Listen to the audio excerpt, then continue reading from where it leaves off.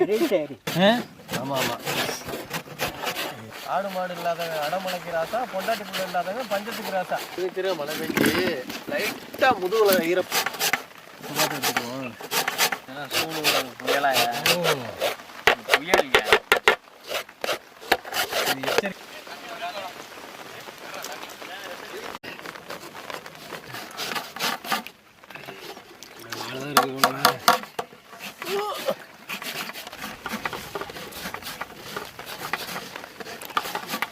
இல்லைன்னா பார்த்துக்கலாம். முடிஞ்சுப்பா அவ்வளோதான் முடிஞ்சு.